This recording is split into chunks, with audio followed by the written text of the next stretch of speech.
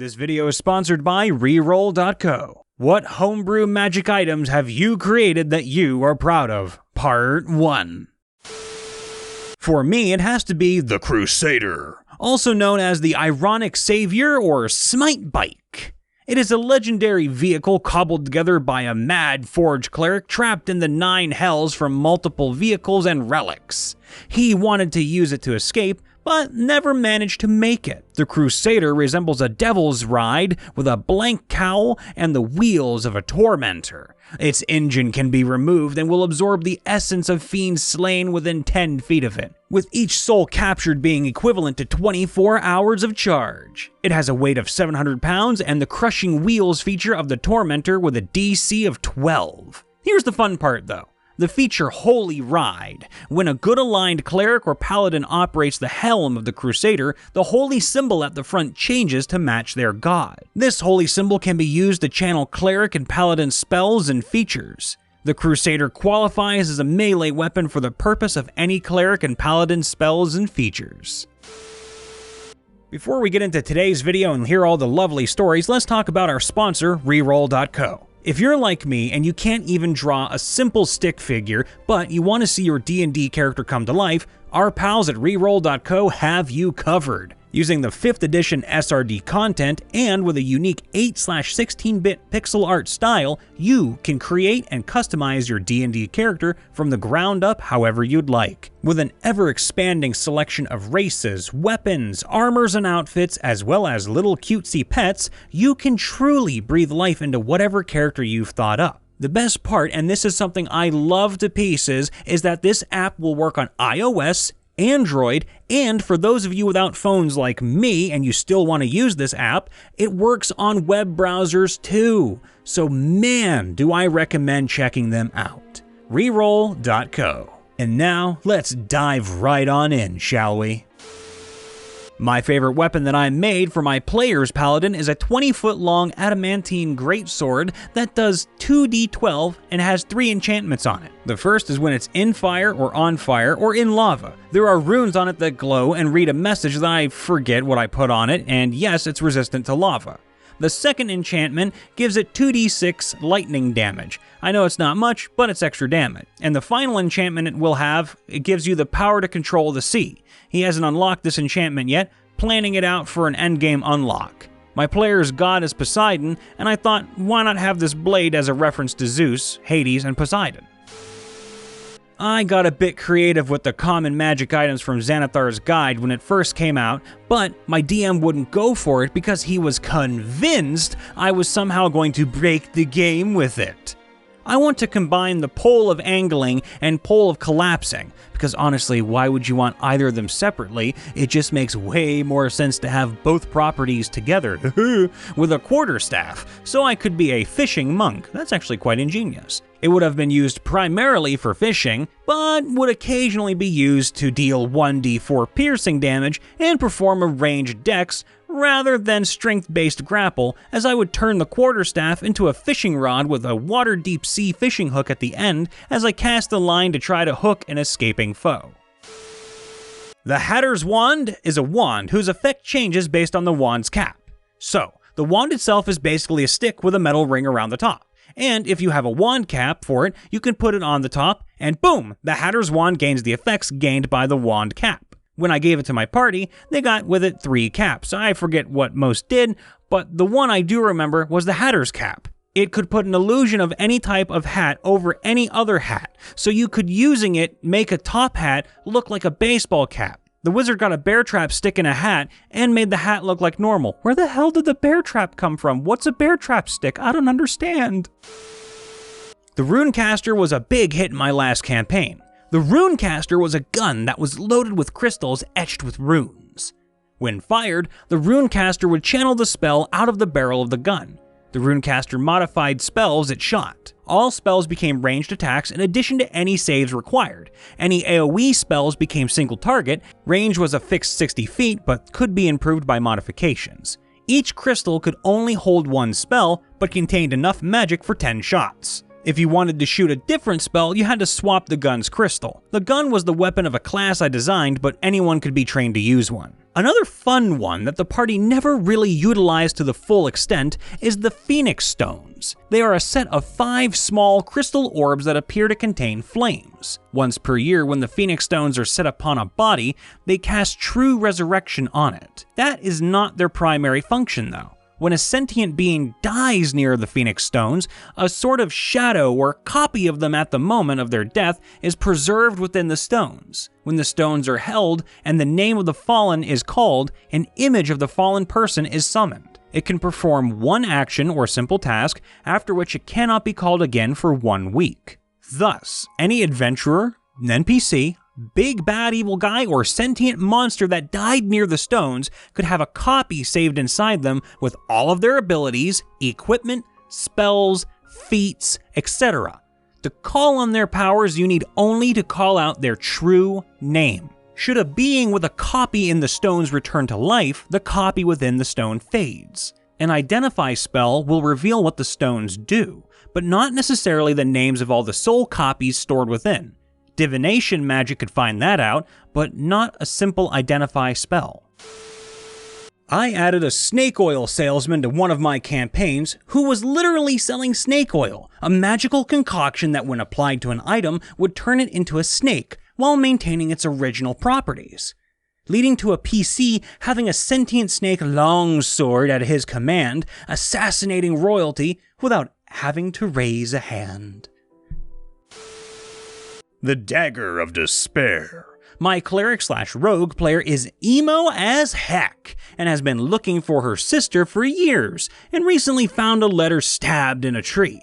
Fortunately, they cast Detect Magic and got a sense of necrotic magic on the dagger that held the letter. They discovered this nasty little beast, when attuned to, causes 2d4 plus mods piercing and 1d6 necrotic damage. The target must make a d12 con save. If failed, they live through the worst moment of their life again and are incapacitated for up to 1 minute. Taking damage allows them to reroll the save, and they can again at the end of their turn. Most effective was on an orc who couldn't roll above an 8. He kept shouting, "Mom!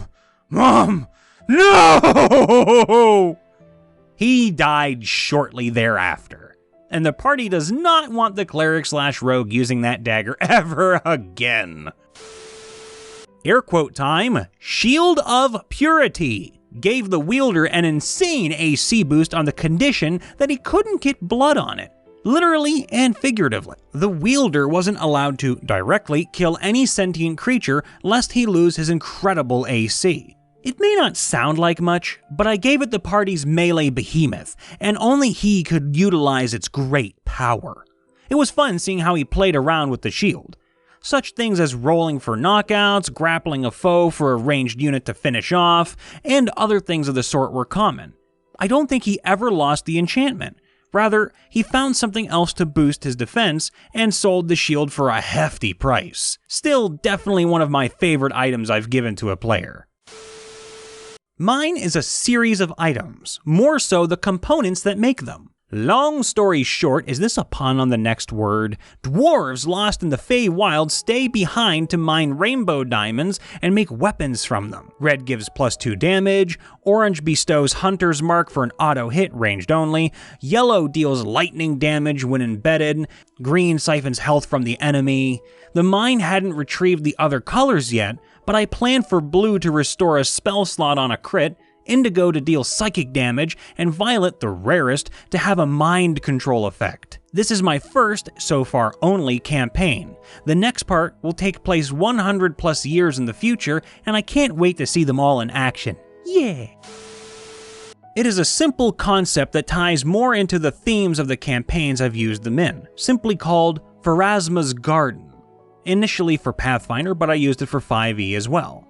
Essentially, it is a long bow made out of vines and a few flowers with a thin grass blade as the string. It's a +1 longbow that deals its normal 1d8 plus mod, but the kick here is this. Before you roll an attack, you have to roll a d4. Depending on what the number was, the bow would change the type of output damage there would be, as well as change design. If you rolled a 1, you would do fire damage, and the bow would slowly burn and blacken. At the top would be a flower that represents fire in some way. If you rolled a 2, you would do cold damage, and the bow would produce dew and shrivel up. At the top, some snowdrop flowers or other flowers that represents winter would appear. If you rolled a 3, you would automatically heal someone for as much damage as you would normally do, and the bow would shine with radiant energy. All natural parts of the bow and the surrounding ground would flourish, and at the top of the bow would produce good berries, which I ruled could be eaten as a swift action / bonus action. Now, if you rolled a 4, you would do lightning damage, as the bow would shake and rapidly change before releasing a bolt of lightning, leaving behind a straight line of flowers that represent storms and lightning. After the D4 is rolled, roll your attack. If you were to roll a 1 again, depending on how low the roll is, if it fails again, that specific power of the bow is released and cannot be used again.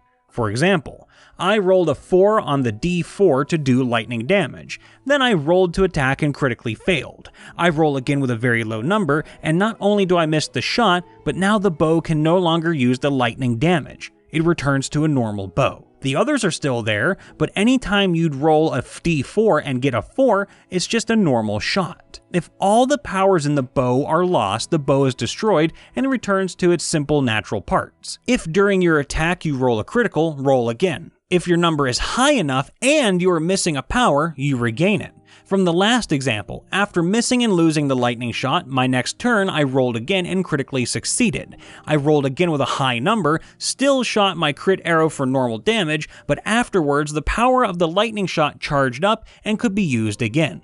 I'd love to toy around with the ideas of when the bow could be +2 or higher, granting different types of damage besides the ones previously mentioned, such as necrotic, psychic, thunder, and so on. But this is it.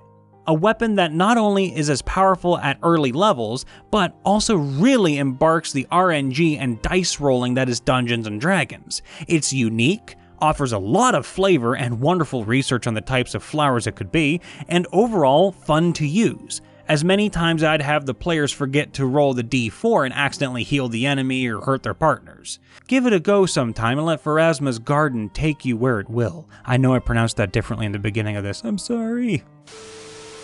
As a joke, I gave my players an option to buy fluffy pink earmuffs from a shifty salesman in an alleyway for an insane amount of money, alongside a couple of other better and rarer items. The campaign is set in the early 17th century with magic, so the appearance of the pink earmuffs got some chuckles from my players. But one of the players didn't just leave them as a silly gag. Their character, Bark, the orc fighter, bought the earmuffs, spending all his gold on them, and put them on. He then proceeded to never take them off. The character became a walking joke, because not only was the thought of a big burly orc fighter walking around with fluffy pink earmuffs hilarious, but the player and I created a gag that the earmuffs were noise cancelling. So not really magic, but kinda? The characters thought the earmuffs were magic. The already slow, half-witted orc fighter was now practically deaf and either relied on hand gestures to communicate or yelled, "What?" whenever someone tried to talk to him. I allowed it because the orc never did much of the talking before that anyway, and the players loved it. But the earmuffs weren't just a silly gag. Months later in the same campaign, my players face off with some sirens, merfolk but with enchanted songs like sirens. If the players failed an intelligence check, they would be enchanted by the siren's song and jump into the water where the sirens were circling their ship, waiting to drag them into the deep.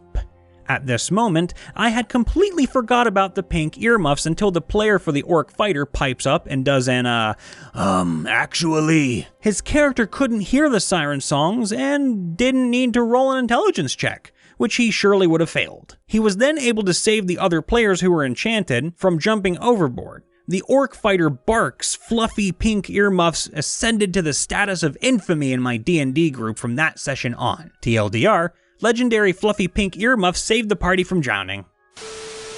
Hey everyone, Brian here again. Welcome back to all of our current followers, friends, subscribers, and fans. Let's all extend a warm welcome to any newcomers as well, as we encourage them to subscribe and join the family. Like the video and of course ring that little bell so you can always stay notified whenever we upload or go live. And if you'd like to leave a story for us to read, you can do so here in the comments as long as it pertains to the topic of the video, or on r/MrRipper, which is steadily growing massive. You can also follow MrRipper on his Twitter, or join his Discord. All links can be found in the description below. Using a help action, you can come join me on my own journey as a voice actor and content creator over on my Twitter and YouTube, Brian Vaughn VA, or join my Discord for some tabletop chat or voice acting fun. Links are all in the description below.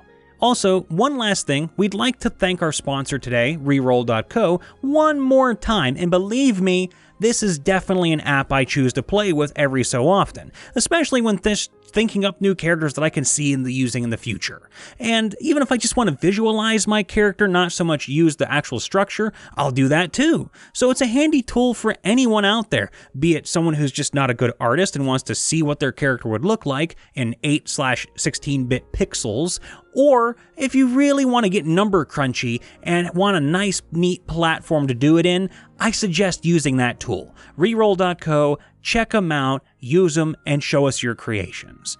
Business talk out of the way, how's everyone doing? As far as I'm aware, this video should be my first one I've done in September. Yeah, Scooter, I'm locking it in. Jokes aside, I just want to make sure August ended well for everyone and that September brings you a lot of love and happiness, as much as it can anyway. By now, a lot of things have probably changed in the world, and I really truly hope that good things come your way. So in that vein, please tell me anything you've got going on for you this month, what your plans are, what you might be doing to try and improve your situation, or feel free to rant about something that may be going off with you too. We all care.